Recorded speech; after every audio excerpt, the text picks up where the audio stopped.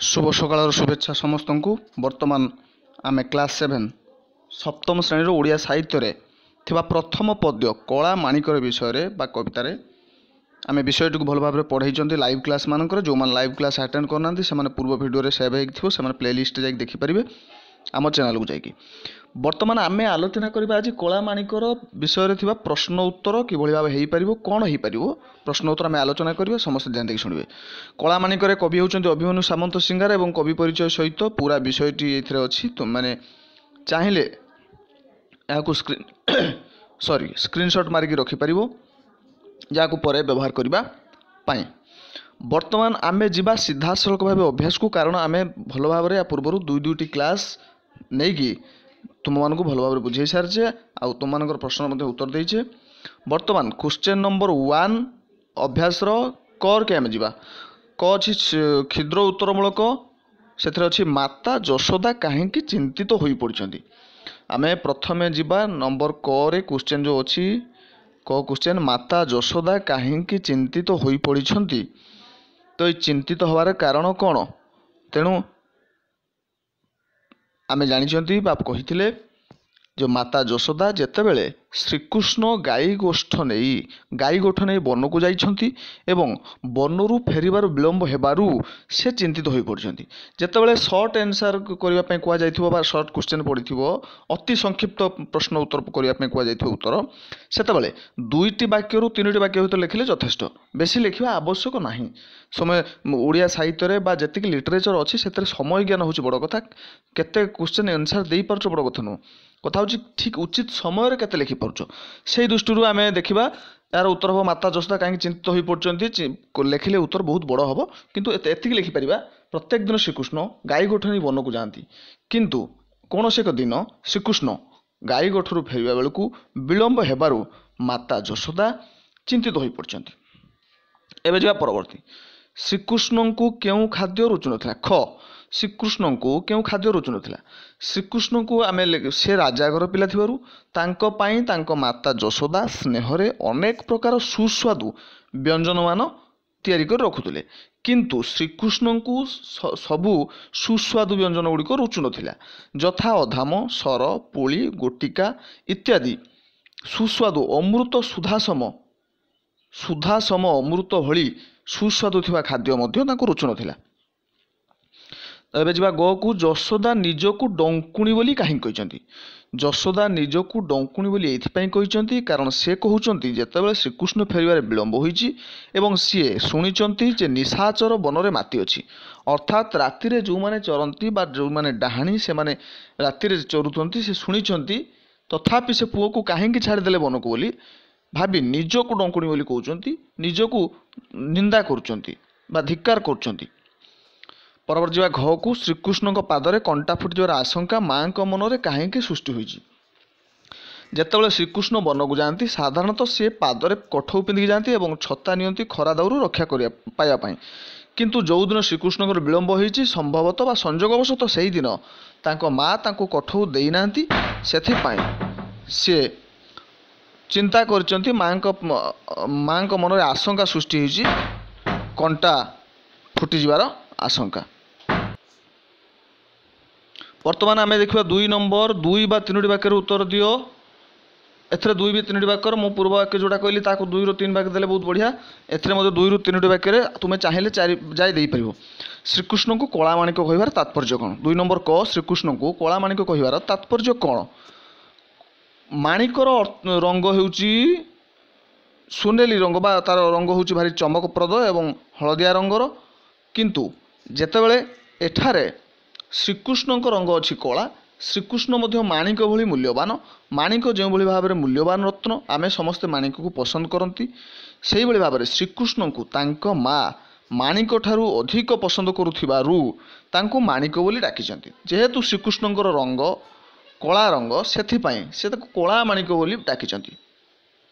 Poor केउं सबु कार्य मन पकाई माँ भाली होउचंती 2 नंबर ख पुअर केउं सबु कार्य मन पकाई माँ भाली होउचंती जेतेबेले पुत्र आसीबार विलंब होईची वनरू सेतेबेले माँ यशोदा तांकर ସବୁ ପିଲାଦିନର ବା ତାକୁ ଯେଉଁ ପୂର୍ବ ଦିନର କଥା ସବୁ ମନେ ପକାଇ ଭାଳି ହେଉଛନ୍ତି। ଯଥା ତାଙ୍କୁ ସେ କିଭଳି ଭାବରେ କେଶ ବିନ୍ୟାସ କରିଦେଉଥିଲେ, ତାଙ୍କୁ କିଭଳି ଭାବରେ ଚନ୍ଦନରେ ସଜେଇ ଦେଉଥିଲେ, କିଭଳି ଭାବରେ ତାଙ୍କୁ ଚନ୍ଦନ ତାଙ୍କ ଦେହରେ ଲେପି ଦେଉଥିଲେ, କେମିତି ତାଙ୍କୁ ସବୁ ସୁନ୍ଦର ସୁନ୍ଦର ବ୍ୟଞ୍ଜନ ମାନ ଖାଇବାକୁ ଦେଉଥିଲେ, ଏ ସବୁ କଥା ମନେ ପକାଇ ଭାଳି ହେଉଛନ୍ତି।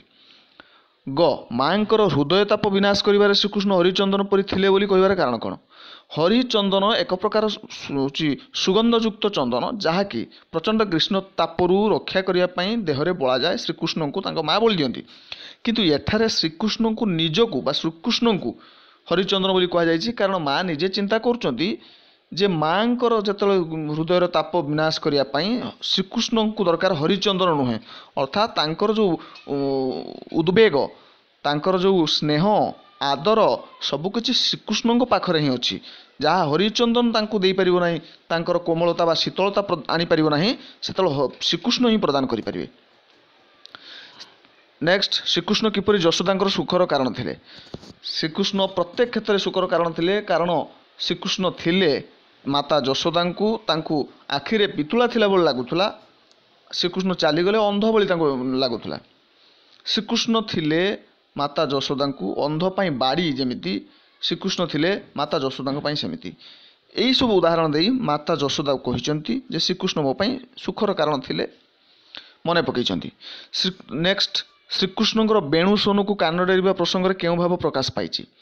ଶ୍ରୀକୃଷ୍ଣଙ୍କର ବେଣୁ ସୋନକୁ କାନ ଡେରିବା, ବେଣୁ ଅର୍ଥ ମୁରଲି ବା ବଂଶୀ, ବଂଶୀ ସ୍ୱର୍ଣ୍ଣକୁ ମାନେ ସ୍ୱର, କାନ ଡେରିବା ପ୍ରସଙ୍ଗରେ ଏଠି ପ୍ରକାଶ ପାଇଛି ମାତୃତ୍ୱର ବିଗଳିତ ହୃଦୟର ଭାବ ପ୍ରକାଶ ପାଇଛି, ମାତୃତ୍ୱର ବାତ୍ସଲ୍ୟ ମମତା ପ୍ରକାଶ ପାଇଛି। ଜଣେ ମାଙ୍କର ବାତ୍ସଲ୍ୟ ମମତା କଥା ଏଠି ପ୍ରକାଶ ପାଇଛି, ତାର ସୁନ୍ଦର ଭାବରେ ବର୍ଣ୍ଣନା କରାଯାଇଛି।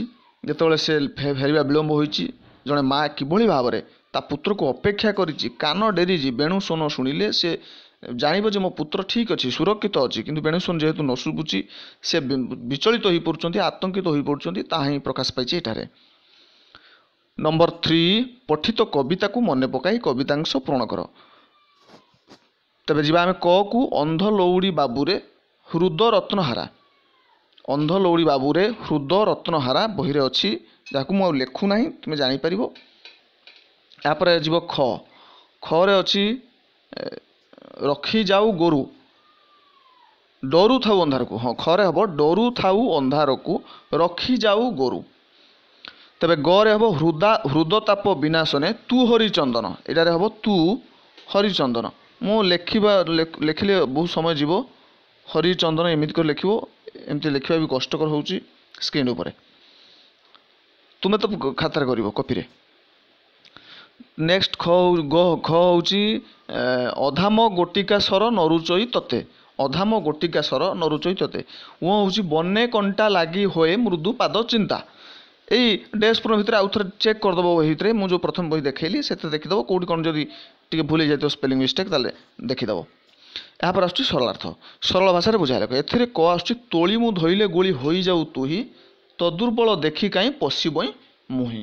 ଏଥିରେ ତ ଆମେମାନେ ଜାଣିଛନ୍ତି ଯେ ସରଳାର୍ଥକୁ କେମିତି ଲେଖାଯାଏ। ସରଳାର୍ଥ ଲେଖିବାର ଶୈଳୀ ହେଉଛି, ପ୍ରଥମେ ଆମେ এই ପଦଟିର ଆରମ୍ଭ ଯେମିତି ଲେଖା ହେଇଛି ତୋଳି ମୁଁ ଧୋଇଲେ ... ପଶିବଇଁ ମୁହିଁ, ଏକଥା ଆମେ ଷଷ୍ଠ ଶ୍ରେଣୀରେ ଶିଖିଥିବା। ତଥାପି ଆଉ ଟିକେ କହି ରଖୁଛି ପ୍ରଥମ ଥରରେ।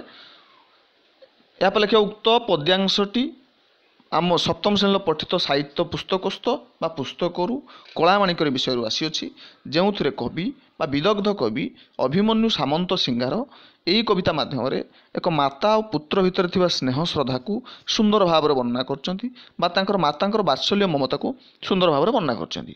ତାପରେ ଆମେ ପ୍ରସଙ୍ଗକୁ ଲେଖିବା, ପାରାଗ୍ରାଫ କରିବା, ଆଉ ଗୋଟେ ପ୍ରସଙ୍ଗକୁ ଲେଖିବା।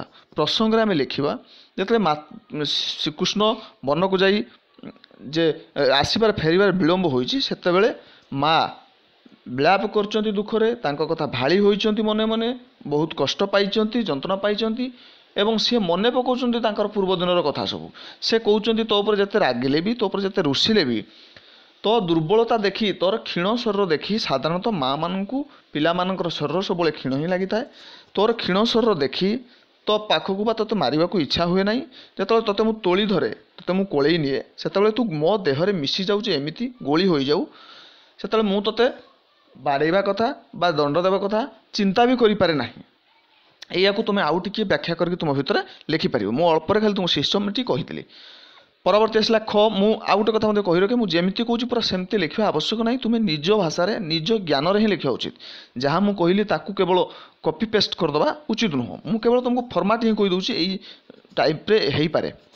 ख नेलु ना कहीं तो कठाऊ छता बने कंटा लगी हुए मृदुपाद चिंता एवं जो मृदुपाद चिंता कथा कहले आलोचना करते से कथा तो तार सिस्टम फर्माट तुम जाच सेमती लिखिदेव डट डट नेलु ना करके डट डट कर लिखिदेव केवल व्याख्या को जाऊँगी व्याख्या भितर हम नेलु ना से सेमती माँ यशोदा मन पकाउं पुराणार कथा पुराणा कथा भितर से आसूची प्रत्येक दिन से कठौ नहीं जाती छता नहीं जाती प्रचंड रुद्रतापर रक्षा पाइबा छता नियंती एवं बनर थिबा विषाक्त कंटा दाउरू रक्षा कोमल पाद को रक्षा करने से कठाऊ नियंती काठर तैयारी एक पादुका बा तार जो चप्पल जहाँ आम कहवा तो सी कठाऊ नहीं जाती किंतु संजोगवशत जो दिन श्रीकृष्ण फेरबार विलंब होती जो दिन से निशाचर कथा मन पकई से दिन सी कठाऊ श्रीकृष्ण नहीं ना माँ जापार जो माँ जानते से कठाऊ नहीं ना बोली सेतବେଳେ से अधिक चिंता करुँच तू कहीं कठाऊ नेलु ना तोर कोमल पादर चिंता मत घारुची बेसी तू फेरबार विलंब होची तोर कोमल पादर चिंता मत बेसी घारुची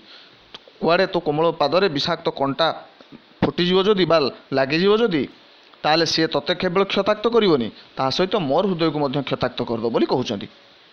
यापर जा क्वेश्चन नंबर 5 असजड़ा पद को सजाड़ी लिखा ए बही पुस्तकस्थ अच्छी तुम्हें मैंने जो कविता को भल भाव से जानी से आराम से जापर क तू तू विनाशने एक वृद्ध काले नंद हृदताप हरि चंद्र मोहर ए कौन हम तुम मैंने पढ़ी जानते पूर्व पूर्व देखी पार वृद्ध काले तुमोहर एक नंदन हृदताप विनाशने तू हरि चंदन हम यापर देखा खटा हूँ सेमती हम पढ़ी दूसरी श्रुति की डंकुणी बन को मातिबार शुभुची छाड़देली निशाचर कहीं मु हम निशाचर मातिबार शुभुची श्रुति की मुडंकुणी छाड़देली बन को कहीं यापर जी आम क्वेश्चन नंबर 6 यशोदा श्रीकृष्ण को कौन कौन संबोधन कर डाकी से नाम गुड़ी लेख यशोदा विशेष करके सबुठ प्राधान्य देती कलामाणिक बोली नाम को यह बादे से स्नेह रे अनेक नाम सब डाकी जमी विशेषण सब देती अनेक विशेषण अनेक अलंकार देखी जमीक से दरिद्र पसरा से कृष्ण से दरिद्र पसरा बोली कहते अंधर लौड़ी बोली कहते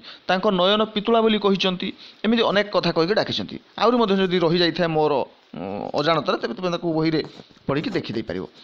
7 नंबर रेखांकित शब्द गुड़िकर अर्थ लेख एटे अच्छी निधन संखाली मोर दरिद्र पसरा से निधन शब्दटर अर्थ पचारुची कौन निधन शब्दटर अर्थ हूँ धनहीन निधन शब्दटर अर्थ हूँ धनहीन बा दरिद्र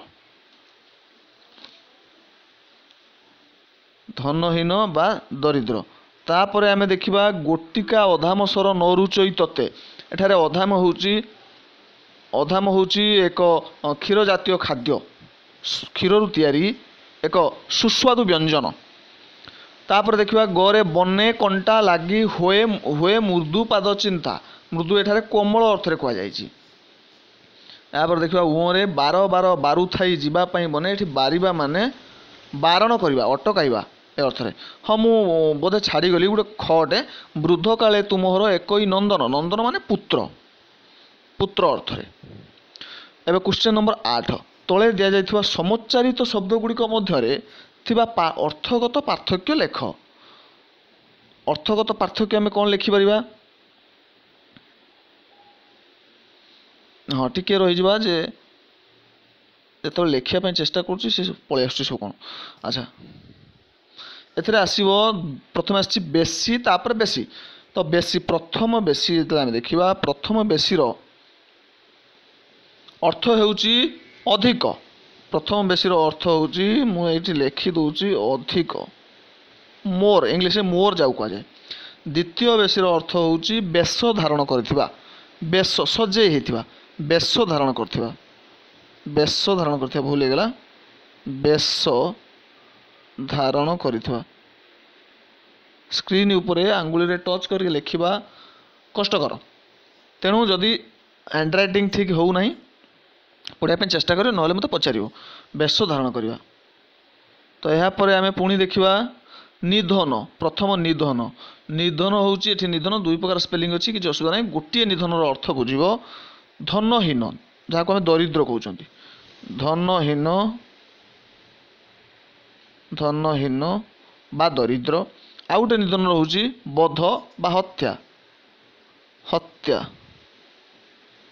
ହତ୍ୟା ବା ବଧ ଲେଖିପାରିବ। ବଧ କରିବା, ଜଣକୁ ମାରିବା। ଏହାପରେ ଯିବା ଶ୍ରୁତି। ଶ୍ରୁତିରେ ଦେଖିବା ପ୍ରଥମ ଗୋଟିଏ ଶ୍ରୁତି ହେଉଛି କାନ ବା ଶୁଣିବା ଅର୍ଥରେ। ଆଉ ଏକ ଅନ୍ୟ ଶ୍ରୁତି ହେଉଛି ଏହାକୁ ବେଦ। ଆମେ କାନ ବି କହିପାରିବା, ଶୁଣିବା ବି କହିପାରିବା। ଦ୍ୱିତୀୟ ଶ୍ରୁତି ହେଉଛି ବେଦ। ବେଦ ମାନେ ଆମର 4ଗୋଟି ବେଦ ଅଛି। 4ଗୋଟି ବେଦ ଅଛି, ଋକ୍ ସାମ ଯଜୁର ଅଥର୍ବ। ତ ୟାକୁ ଶ୍ରୁତି ମଧ୍ୟ କାହିଁ କୁହାଯାଏ ମୁଁ ଟିକେ ସର୍ଟରେ କହିଦେଉଛି। ଯାହାକୁ ଶୁଣି ଶୁଣି ମନେ ରଖାଯାଏ ତାକୁ ଶ୍ରୁତି କୁହାଯାଏ। ସାଧାରଣତଃ ବେଦକୁ ପୂର୍ବେ ବେଦ କୌଣସି ରିଟେନ୍ ପ୍ରୁଫ୍ ନଥିଲା ବା ଲେଖା ହେଇନଥିଲା। କେବଳ ଋଷି ମୁନିରେ ମାନେ କହୁଥିଲେ ଏବଂ ତାଙ୍କ ଶିଷ୍ୟମାନେ ଶୁଣୁଥିଲେ। ୟାକୁ ଶୁଣି ଶୁଣି ମନେ ରଖାଯାଉଥିବାରୁ ୟାକୁ ବେଦ କୁହାଗଲା।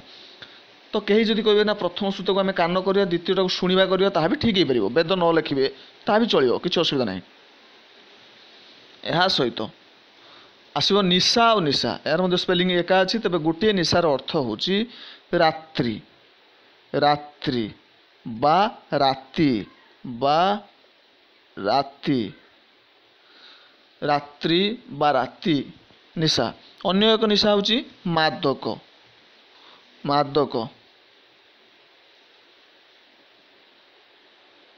ଅନ୍ୟ ଏକ ନିଶା ହେଉଛି ମାଦକ, ଯାହାକୁ ଆମେ କିଛି ଖାଇଲା ପରେ ଯେଉଁ ଯାହାକୁ ନିଶା ହେଇଯାଏ ଆମେ ଜାଣିଛନ୍ତି, କୌଣସି ମାଦକ। ତାପରେ ଆସୁଛି ବର ଆଉ ବର। ପ୍ରଥମ ବର ହେଉଛି ଶ୍ରେଷ୍ଠ। ଶ୍ରେଷ୍ଠକୁ କୁହାଯାଏ ମଧ୍ୟ ବର। ଶ୍ରେଷ୍ଠ। ଆଉ କ'ଣ ବର ହେଇପାରିବ? ଆଉ ବର ହେଇଥିବ ବିବାହ କରିବାକୁ ଯାଉଥିବା ପୁରୁଷ। ବିବାହ କରିବାକୁ ଯାଉଥିବା ପୁରୁଷ, ତମେ ଲେଖିଦେବ ନିଜେ। ବିବାହ କରିବାକୁ ଯାଉଥିବା ପୁରୁଷ ହେବ ଶ୍ରେଷ୍ଠ। ଆହୁରି କ'ଣ ବର ହେବ? ବର ହେବ ଆଶୀର୍ବାଦ। ବର ହେବ ଆଶୀର୍ବାଦ। ଯେମିତିକି ବର ମାଗିଥିଲେ, କୈକେୟୀଙ୍କୁ ବର ପ୍ରଦାନ କରିଥିଲେ ଦଶରଥ, କିମ୍ବା ଆଉ କେହି ବର ପ୍ରଦାନ କରିଥିଲେ, ସେ ହେଉଛି ଆଶୀର୍ବାଦ ହେଇପାରିବ। ବର ମଧ୍ୟ ଗଛ ଅଛି, ଏକ ପ୍ରକାର ଗଛ ଅଛି, ବର ଗଛ ଯାହାକୁ କୁହନ୍ତି। ତ ଏମିତି ଅନେକ ଅଛି। ଏବେ ଆମେ ପରବର୍ତ୍ତୀ ଯିବା କ୍ୱେଶ୍ଚନ୍ ନମ୍ବର 9କୁ। ତଳ ଲିଖିତ ଶବ୍ଦ ଗୁଡ଼ିକ 2ଟି ଲେଖାଏଁ ପ୍ରତିଶବ୍ଦ ଲେଖ। ପ୍ରଥମେ ଯିବା କାନନ। କାନନର ପ୍ରତିଶବ୍ଦ ଆମେ କହିଲେ ଆମେ ଦେଖିବା, ଏଇଟାକୁ ଲିଭେଇ ଦେବା, ଉପରଟା ଲିଭେଇ ଦେବା। ହଁ, ଲିଭେଇ ଦେଲା ପରେ ଆମେ କାନନର ଲେଖିବା। କ'ଣ ଲେଖିବା? କାନନର ଲେଖିବା ବନ। ଆମେ କଲର୍ ବି ଚେଞ୍ଜ କରିଦେଇପାରିବା।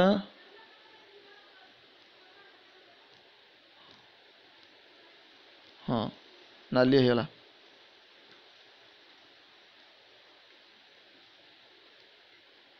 ବଡ଼ ବଡ଼ ହେଇକି ଚାଲୁଛି। ବଡ଼ ବଡ଼ ହେଇକି ଚାଲିଲେ ଅସୁବିଧା ହେବ। ହଁ, ଏତିକି ଆମେ ଠିକ୍ ଅଛି। କାନନ। କାନନକୁ ଆମେ ଲେଖିପାରିବା ବନ ହେଉଛି ଏକ ପ୍ରତିଶବ୍ଦ। ଅରଣ୍ୟ ଏକ ପ୍ରତିଶବ୍ଦ। ଜଙ୍ଗଲ ଏକ ପ୍ରତିଶବ୍ଦ। ଏମିତି ଲେଖିପାରିବା କାନନର ପ୍ରତିଶବ୍ଦ।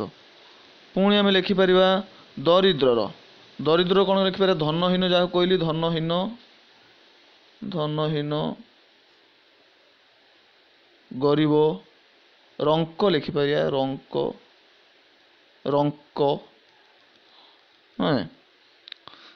ଏହାପରେ ଲେଖିପାରିବା ରଙ୍କ ମଧ୍ୟ ଲେଖିପାରିବା। ତାପରେ ନୟନ। ନୟନର ଲେଖିପାରିବା ଆଖି। ଲେଖିପାରିବା ଲୋଚନ, ଲେଖିପାରିବା ନୟନ, ଲେଖିପାରିବା। ଅନେକ ଅଛି, ସେ 2ଟି କହୁଛି ଆମେ ଅଧିକା ଶିଖିଥିବା। ନେତ୍ର ଲେଖିପାରିବା। ଏମିତି ଅନେକ କିଛି ଅଛି, ଆମେ ଲେଖିପାରିବା। ଏହାପରେ ଆମେ ପୁଣି ଯିବା ଜନନୀ ନିକଟକୁ। ଜନନୀକୁ ଆମେ ଲେଖିପାରିବା ମାତା। ଲେଖିପାରିବା ମାତା। ଜନ୍ମଦାତ୍ରୀ ଲେଖିପାରିବା ଇତ୍ୟାଦି। ଏହାପରେ ଆମେ ଯିବା ଲଉଡ଼ି।